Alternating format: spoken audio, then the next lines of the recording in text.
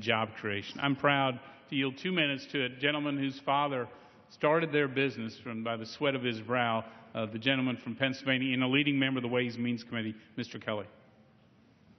I thank the chairman, Mr. Speaker.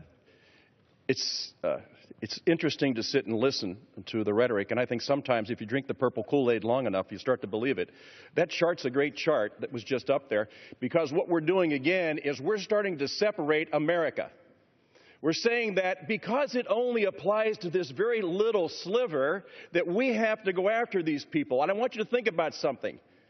The entire produce of a woman or man's life, after they've paid their local taxes, their state taxes, their federal taxes, all the sales taxes over their life, and the way they've contributed to build their communities, at the time of their death. Now, I know we don't want to call it a death, but it's triggered at the time of their death. God forbid these hardworking American taxpayers are allowed to pass on to the next generation that which they were able to accumulate.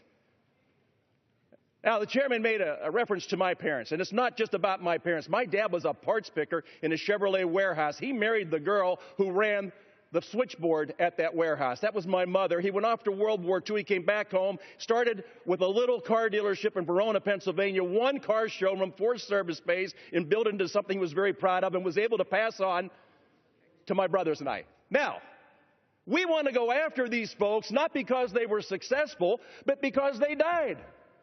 And because the government cannot live within its means, so when we go to the viewing, we go to the funeral home, and we go to pay our respects, we're also telling them, thanks for all your hard work. You did a great job. You contributed so much. And now the government wants to take some of that produce of your entire life because they can't live within their means. You live within your means. You tightened your belt when you had to. You made more with less.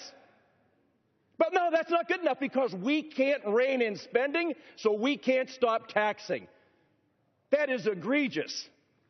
In the United States of America, to sit back and look at all those who have done so much and paid so many taxes in their lifetime, and yet to say upon their death, they are not allowed to pass this on to the next generation. I love the chart because you really specify exactly what's been going on here for too long.